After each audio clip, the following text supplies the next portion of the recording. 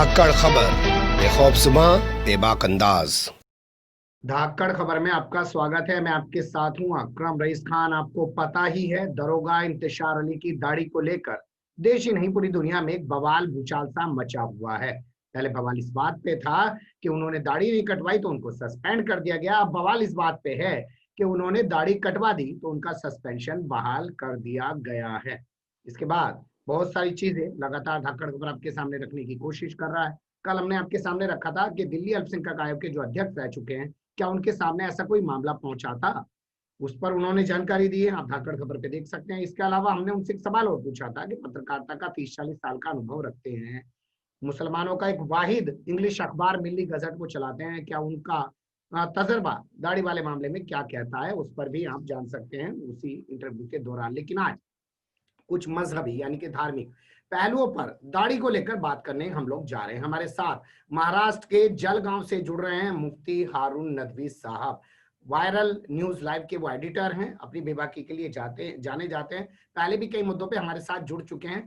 बहुत शुक्रिया सर हमें वक्त देने के लिए। तो खैरियत है मुफ्ती साहब? अल्हम्दुलिल्लाह, दुआएं आपकी भाई। अल्लाह का एहसान है, अल्लाह का करम है।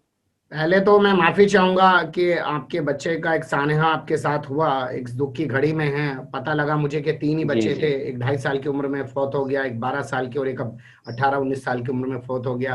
जी बहुत जी जी गम जी का माहौल है आपके यहाँ पे इस वक्त। जी जी जी। बस करवा। अल्लाह से दुआ भी कीजिए कि अल्लाह सब्र अता फरमाए बस, क्योंकि 3 लड़के थे, तीनों एक एक करके अल्लाह ने ले लिया है। खैर, हम तो अल्लाह की मर्जी पर राजी रहने वाले लोग हैं और उसकी मर्जी के खिलाफ जा भी नहीं सकते।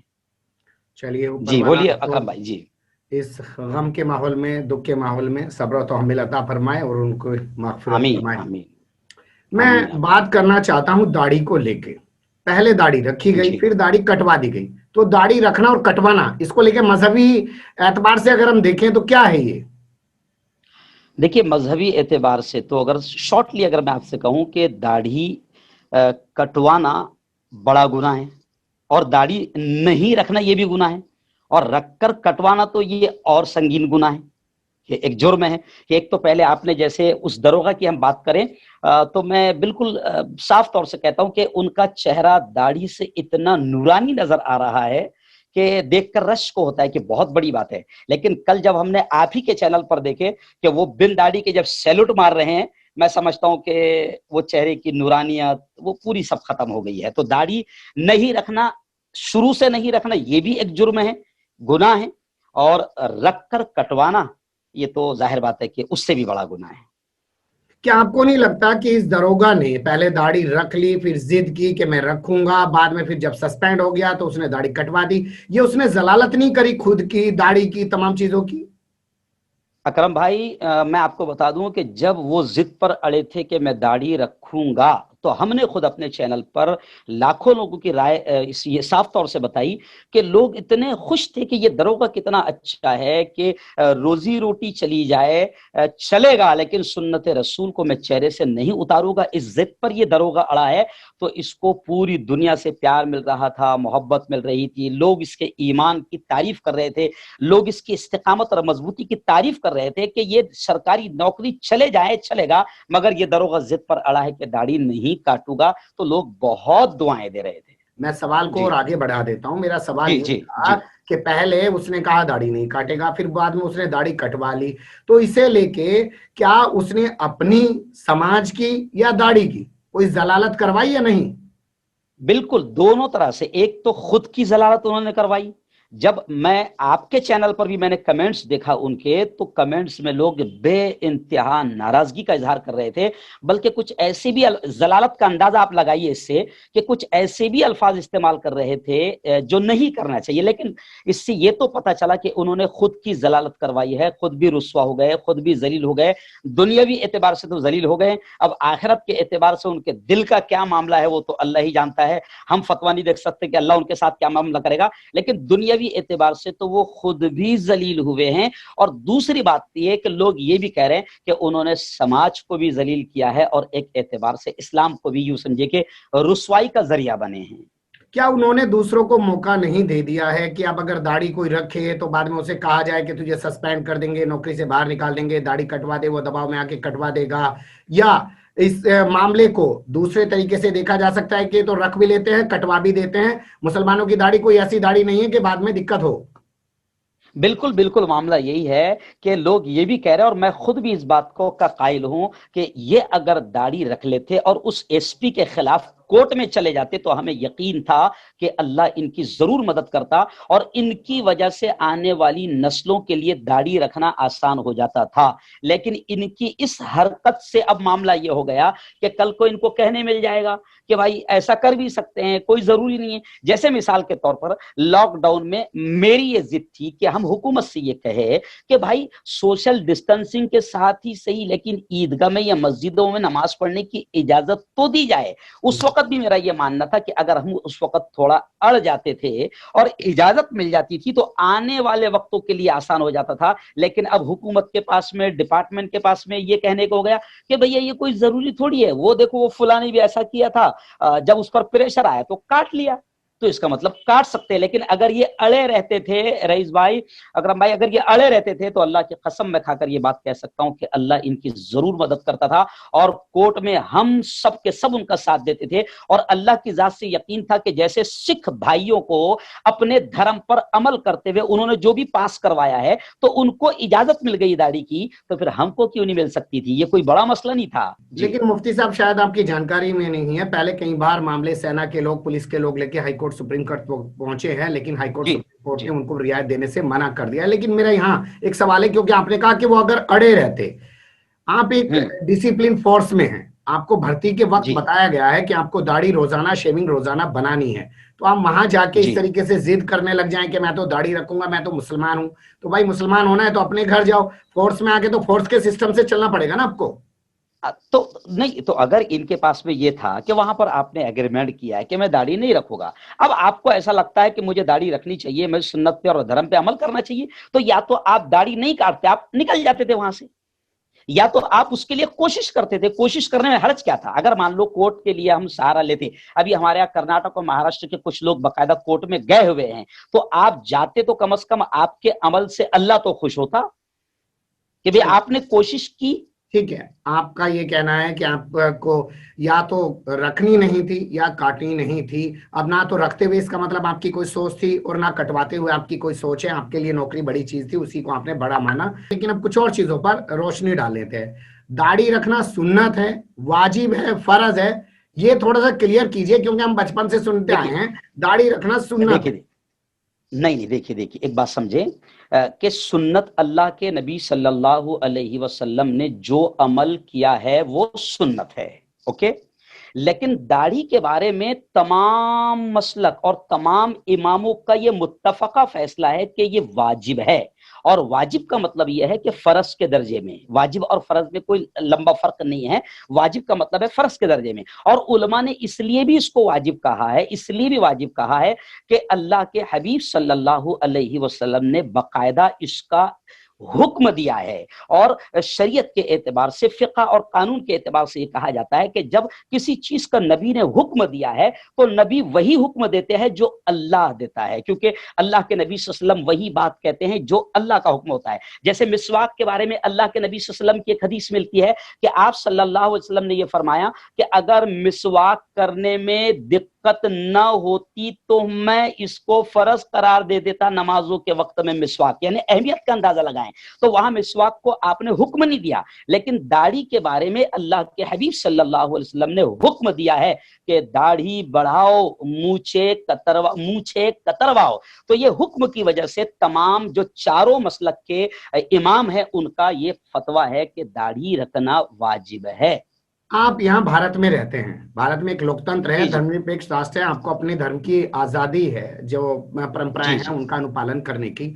लेकिन यहाँ को छोड़ जी। दें, अगर हम चलें, तुर्की का राष्ट्रपति है रजब तैयब अर्दोगान, क्यों नहीं दाढ़ी रखता है जी? अब वो तैयब उर्दुगान है ना, हमको शरीयत ने तैयब उर्दुगान को थोड़ी आइडियल बनाया है, हमको शरीयत ने मोहम्मदुर रसूलुल्लाह सल्लल्लाहु अलैहि वसल्लम को आइडियल बनाया है। कोई तैयब उर्दुगान या कोई अरब हमारा आइडियल नहीं है। हमारे आइडियल, हमारे नमूना मोहम्मदुर रसूलुल्लाह सल्लल्लाहु अलैहि वसल्लम है। अगर तैयब उर्दुगान नहीं रखता है तो दाढ़ी नहीं रखना में कोई हरज नहीं है। तैयब उर्दुगान हमारा आइडियल नहीं है। बहुत सारे मुल्कों में दाढ़ी को लेकर भी बहुत सारी चीजें नजर आती हैं। जैसे कुछ लोग दाढ़ी जी। बड़ी रखते हैं, कुछ लोग दाढ़ी छोटी रखते हैं, कुछ लोग यहीं यहीं पे दाढ़ी रखते हैं। तो ये दाढ़ी का मसला है क्या असल में? दाढ़ी का मसला यह है कि तमाम उलमा का, जैसे मैंने आपको बताया, तमाम उलमा का मसला यह है कि अल्लाह के नबी सल्लल्लाहु अलैहि वसल्लम की दाढ़ी मुबारक जो है यहाँ सीने तक आ जाती थी। इसलिए उलमा ने तमाम चीजों को सामने रखते हुए एक मुश्त दाढ़ी को सुन्नत कहा है कि कम से कम दाढ़ी एक मुश्त हो जो मुट्ठी में आ जाए, ये सुन्नत कहा है। लेकिन अगर कोई थोड़ी रख भी लेता है तो उसने अमल तो कर लिया। लेकिन सुन्नत अगर देखा जाए, फैक्ट अगर देखा जाए, तो वो एक मुश्त कम से कम दाढ़ी होनी चाहिए। ये तमाम उलमा का मसलक है। तमाम उल्मा का मसला है, आप ये कह रहे हैं। लेकिन कुछ लोग दाढ़ी जो है मूंछ के साथ रख रहे हैं, कुछ लोग दाढ़ी जो है बगैर मूंछ के रख रहे हैं, या कुछ लोग कभी भी दाढ़ी रख ही नहीं रहे हैं। ये तमाम चीजों पे भी रोशनी डालिए। देखिए, जी जी बिल्कुल, देखिए दाढ़ी नहीं रख रहे हैं, ये तो जाहिर बात है कि जुर्म तो है, क्योंकि प्यारे आका सल्लल्लाहु अलैहि वसल्लम की प्यारी सुन्नत है। और हदीस में ये भी इशारे मिलते हैं कि जब बंदा मर जाएगा और अल्लाह के हबीब सल्लल्लाहु अलैहि वसल्लम के सामने खड़ा होगा, जैसे मैं मेरी मिसाल ले लूं, अगर मैं बगैर दाढ़ी के इतनी बड़ी महबूब सुन्नत को छोड़कर नबी के सामने हाजिर हो जाऊं तो मुझे कैसा लगेगा। इसलिए दाढ़ी नहीं रख रहा है सिरे से, वो तो जुर्म है ही, जुर्म है ही, गुनाह है ही, क्योंकि ये वाजिब जैसा अमल है। और प्यारे आका, अच्छा एक बात अकरम भाई, कि दाढ़ी सिर्फ मोहम्मद मुस्तफा सल्लल्लाहु अलैहि वसल्लम की सुन्नत नहीं, आदम से लेके मोहम्मदुर रसूलुल्लाह सल्लल्लाहु अलैहि वसल्लम तक जितने अंबिया आए हैं सबने दाढ़ी रखी है। कुछ सुन्नतें ऐसी है जैसे खुशबू का लगाना, मिसवाक का करना, दाढ़ी का रखना, निकाह का करना, ये 4 सुन्नतों के बारे में ऐसा आता है कि ये तमाम अंबिया की सुन्नत रही है। तो दाढ़ी एक मुसलमान ने रखना ही चाहिए। देखिए अभी रबीउल अव्वल का महीना चल रहा है, हम लोग इश्क रसूल में नात गाते हैं, ये करते हैं, तकरीरें करते हैं, लेकिन इश्क रसूल की इतनी तो झलक होना चाहिए कि कम से कम हम चेहरा उनके हुक्म के मुताबिक बना ले। मेरा सवाल आपने फिर अधूरा छोड़ दिया। मैं पूछ रहा था, कुछ लोग मूंछ के साथ दाढ़ी रख रहे हैं, कुछ लोग बगैर मूंछ के नहीं, हाँ, दाढ़ी रख रहे हैं, ये क्या मसले हैं? सुन लीजिए, प्यारे आका सल्लल्लाहु अलैहि वसल्लम ने मूंछ को मुंडाने के लिए नहीं कहा है, मूंछ को कतरने के लिए कहा है। तो मूंछ को कतरवाएं, बारीक रखें। और ये भी कहा है कि भाई मूंछ यहां से इतनी काट ले कि जब पानी पिए या कोई चीज पिए तो ये बाल जो है उसमें न जाएं। जैसे कुछ लोग हैं दूसरे धर्म वाले, वो मूंछों को बड़ी रखते हैं जिससे उनके नीचे का होठ भी ढक जाता है, तो ये मकरूह है, ये गलत है। अल्लाह के हबीब सल्लल्लाहु अलैहि वसल्लम ने दाढ़ी रखने का हुक्म दिया है, मूछे भी रखने को सुन्नत बताया है, लेकिन मूछों को कम करने का हुक्म दिया है। हदीस में ये भी अल्फाज मिलते हैं अकरम भाई।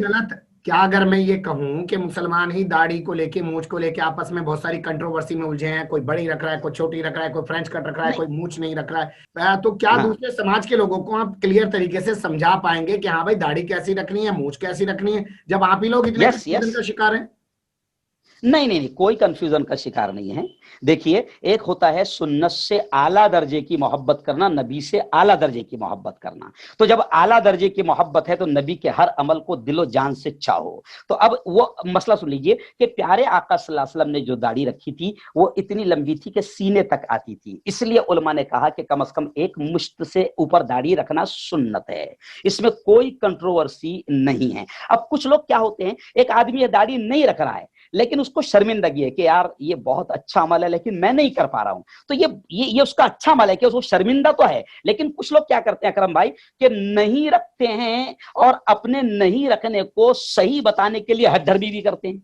कुछ लोग कहते हैं ईमान में दाढ़ी है, ना कि दाढ़ी में ईमान है। मान लीजिए दाढ़ी रख के घूम रहा है तो ईमान होगा उसका? नहीं, ऐसा नहीं है। ईमान में दाढ़ी है ऐसा नहीं है, लेकिन ईमान में दाढ़ी तो है। इस्लाम में आप ईमान की बात कर रहे हैं, लोग जो कहावत कहते हैं कि इस्लाम में दाढ़ी है या दाढ़ी में इस्लाम है। हाँ।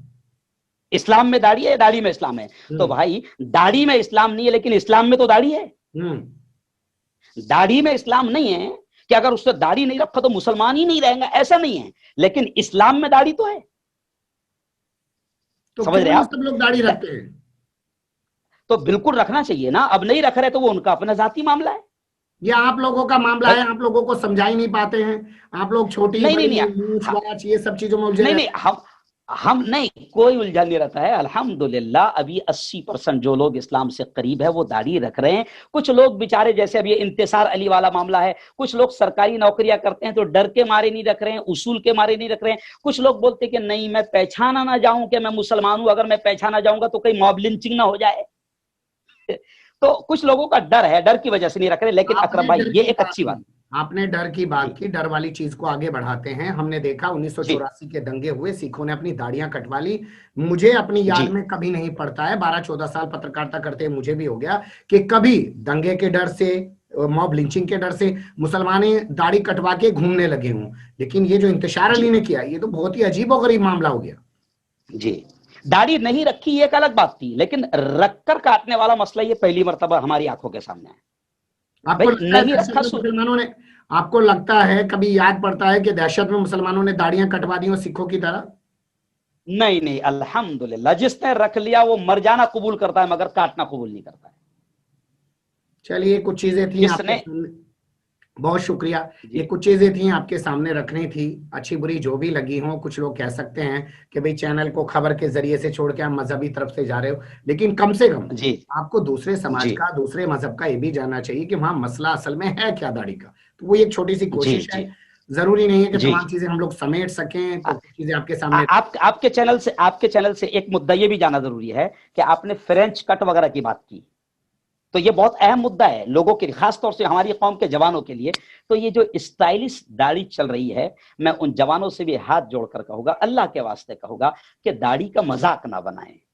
अरे आप तो दाढ़ी की बात कर रहे हैं, बुर्के बड़े सेक्सी आ गए, आपको पता ही नहीं है, देखते हैं बुर्के? नहीं नहीं, अकरम भाई, मैंने बयान में एक जुमला कहा था कि अब तो नकाब भी ऐसे आ गए कि नकाब पर भी एक नकाब की जरूरत है, हम्म।